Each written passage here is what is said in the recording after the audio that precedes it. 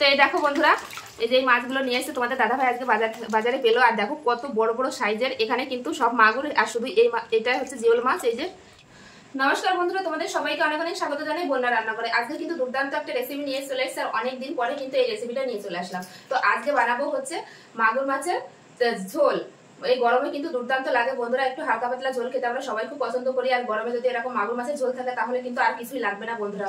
আর অনেকদিন পরে কিন্তু একটা মাছের রেসিপি নিয়ে চলে আসলাম, অনেকদিন ধরে মাছের রেসিপি দেওয়া হয় না। এই দেখো, তো এই দেখো বন্ধুরা, এই যে মাছগুলো নিয়ে এসে তোমাদের দাদা ভাই আজকে বাজারে পেলো। আর দেখো কত বড় বড় সাইজের, এখানে কিন্তু সব মাগুর আর শুধু এটা হচ্ছে জিওল মাছ। এই যে এই একটা দেখলেই তোমরা বুঝতে পারছো কত বড় বড় দেখো সাইজের। এরকম মাগুর মাছের ঝোল খেতে কিন্তু, এগুলো হচ্ছে দেশি মাগুর, এরকম মাগুর মাছের ঝোল খেতে কিন্তু খুবই ভালো লাগে বন্ধুরা। দেখো একটা তুলে দেখাই তোমাদের।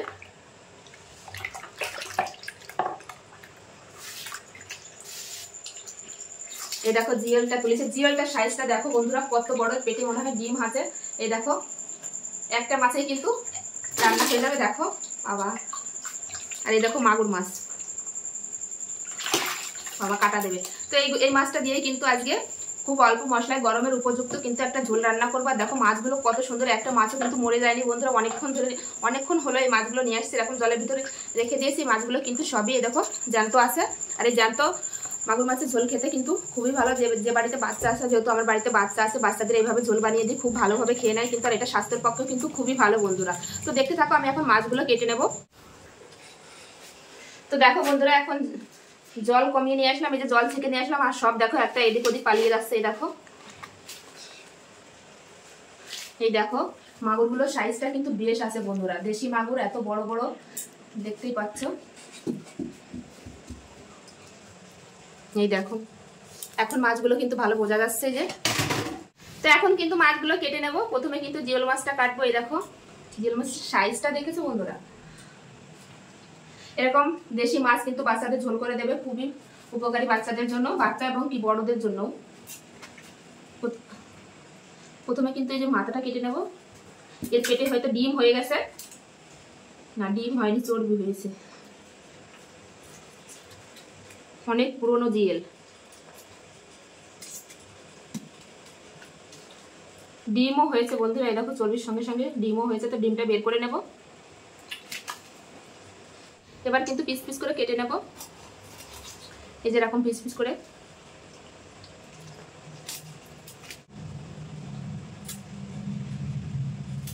তো দেখো জিওল মাছটা কিন্তু কেটে নিলাম, এই যে 6 পিস মাছ হয়েছে একটা মাছ। তো দেখো এবার কিন্তু মাগুরগুলো কেটে নেবো। এই মাগুর মাছ অনেকে হয়তো কাটতে পারে না, দেখো এই যে কাটার সাইড দুটো কিন্তু এই 2 আঙুল ধরে এইভাবে চেপে ধরে রাখবে, রেখে কিন্তু এইভাবে মাথার দিক থেকে কেটে দেবে, নাহলে কিন্তু কাটা মেরে দিলে কিন্তু হাতে প্রচন্ড পরিমাণে যন্ত্রণা করবে বন্ধুরা। এই দেখো কাটাটা পরে আমি কেটে নেব। তো এইভাবে যে পিস পিস করে নেবো। দেখো পিসগুলো দেখো কত সুন্দর। তো এই দেখো এইভাবে কিন্তু সব কেটে নেবো। দেখো আর একটা তোমাদের ধরা দেখায়, এই যে মাছের কাটা কিন্তু। তো দেখো এই যে এইভাবে কিন্তু 2 আঙুল দিয়ে চেপে ধরে রাখবে, রেখে কিন্তু কাটবে, না হলে কিন্তু কাটা লেগে যেতে পারে। এই দেখো কত সহজভাবে তোমাদের দেখিয়ে দিচ্ছি বন্ধুরা। তো এইভাবে কিন্তু সব মাছগুলো বন্ধুরা কেটে নেব। দেখতে দেখতে কিন্তু সব মাছগুলোই কেটে নিয়েছি, শুধু এই যে সব থেকে কিন্তু বড় এই মাছটা, এই মাছে কিন্তু এই যে কাটা আছে, এটা সাবধানে ধরবো। এই দেখো এই মাছটা মনে হয় ডিম হবে দেখো। আর এই মাছটাই কিন্তু সবচেয়ে বড় ছিল, এই যে মোটা। তো এটা এখন কেটে নেব। তো দেখো ডিম হয়েছে, এই যে ডিমটা কিন্তু বের করে নেব, না হলে ধোয়ার সময় কিন্তু বেরিয়ে যাবে। তো এবার পিস পিস করে কেটে নেব। এই যে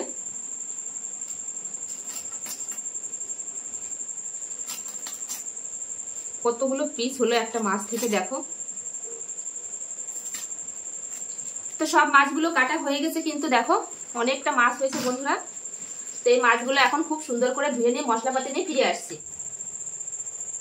সবকিছু গুছিয়ে দিয়ে কিন্তু চলে এসেছি, মাছগুলো খুব সুন্দর করে ধুয়ে নিয়ে। আর তার সঙ্গে কিন্তু আজকে আলু দেবো রান্নাতে আমি কয়েকটা, তোমরা চাইলে আলু নাও দিতে পারো। আমি কিন্তু আলু দিয়ে এই মাগুর মাছের ঝোলটা বানাবো। আর মাছ দেখো এখানে আমি ধুয়ে পরিমাণ মতো মাছ নিয়ে নিয়েছি। এই যে সবটা রান্না করলে একবারে খাওয়া যাবে না, তার জন্য এখানে পরিমাণ মতো নিয়েছি। মাছের কিছু মশলা মেখে নেব। মাছের ভিতর দিয়ে দেবো সামান্য পরিমাণ লবণ, দিয়ে দেবো হলুদ গুঁড়ো। যেহেতু এই মাছটা তেলে দেওয়ার পরে ফাটবে, তার জন্য কিন্তু আমি একটু সরষের তেল মাখিয়ে নেব, তাহলে কিন্তু কম ফাটবে মাছটা। এবার সব মাখিয়ে নেব। মাছ ভাজার জন্য গ্যাসের উপর কিন্তু কড়াই বসিয়ে দিয়েছি, কড়াই কিন্তু খুব ভালোভাবে গরম হয়ে গেছে। এবার দিয়ে দেবো মাছ ভাজার জন্য দিয়ে দেবো হচ্ছে সরষের তেল। আমি কিন্তু পুরো রান্নাটাই করবো আজকে সরষের তেলে। তেল কিন্তু খুব ভালোভাবে গরম হয়ে গেছে। এখন মাছগুলো দিয়ে দেবো, এখন মাছের পিসগুলো দিয়ে দেবো। একবারেই কিন্তু পুরোটা দিয়ে দেবো, একবারেই ভাজা হয়ে যাবে মাছগুলো।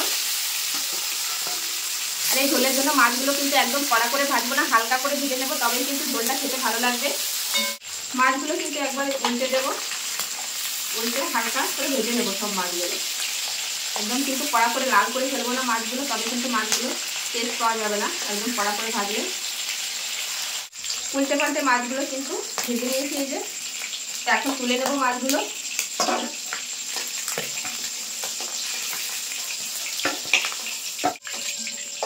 ওই তেলের ভিতর কিন্তু এই যে আলুগুলো কিন্তু লম্বা লম্বা করে কেটে রেখেছি, আলুগুলো কিন্তু ভেজে নেব।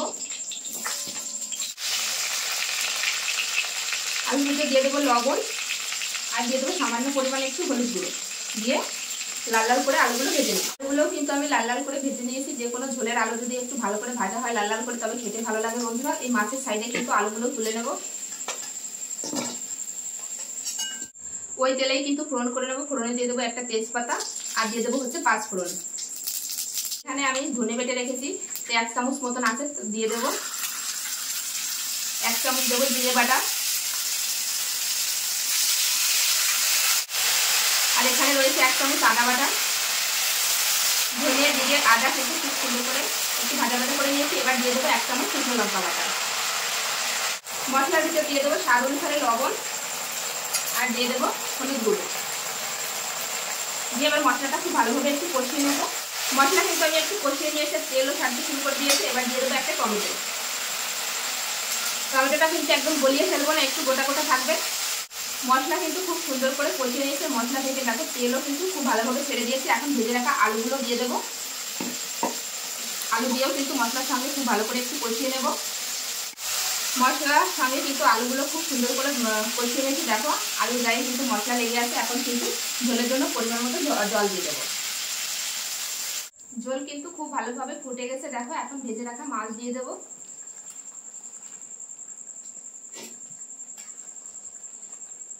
তো মাছগুলো দিয়ে দিয়েছি। এখন কিন্তু আমি 3 মিনিটের জন্য ঢাকা দিয়ে রাখবো। 3 মিনিট হয়ে গেছে। এখন আমি ঢাকনাটা খুলে দেখবো। এই দেখো উপর দিয়ে কিন্তু তেল ভেসে গিয়েছে। এই দেখো রান্নাটা কত সুন্দর হয়েছে বন্ধুরা। দেখো আলু দিয়ে মাগুর মাছের ঝোল কিন্তু একদম রেডি। দেখো কত সুন্দরভাবে টকবক দিয়ে ফুটছে। তো এখন কিন্তু আমি গ্যাস থেকে নামিয়ে নেবো। রান্নাটা কিন্তু হয়ে গেছে। গ্যাস এই যে বন্ধ করে দিলাম, দিয়ে কিন্তু এখন ঢেলে নেব। এই যে একটা প্লেট নিয়ে নিয়েছি, প্লেটে কিন্তু ঢেলে নেব। যেহেতু ঝোল বানালাম তার জন্য কিন্তু সামান্য পরিমাণে একটু ঝোল রেখেছি। ঝোল দিয়ে কিন্তু খাওয়া হয়ে যাবে। প্লেটে ঢালার পরে দেখো কত সুন্দর দেখা যাচ্ছে। একদম স্বাস্থ্যকর ঝোল কিন্তু বন্ধুরা। আলু দিয়ে কিন্তু মাগুর মাছের এইভাবে একবার বাড়িতে বানিয়ে খেয়ে দেখো। ঝোল খুবই ভালো লাগে বন্ধুরা। এটা ছোট বড় বয়স্ক কিন্তু সবাই খেতে পারবে, যেহেতু মাগুর মাছ। আর এটা হচ্ছে দেশি মাগুর মাছ, জ্যান্ত মাছ, যেহেতু এটা সবাই কিন্তু খেতে পারবে বন্ধুরা। আজকের এই রেসিপি আলু দিয়ে মাগুর মাছের ঝোলের রেসিপি কেমন লাগলো বন্ধুরা অবশ্যই কমেন্টে জানাবে। ভালো লাগলে অবশ্যই লাইক কমেন্ট শেয়ার করবে। এই দেখো কত সুন্দর হয়েছে বন্ধুরা।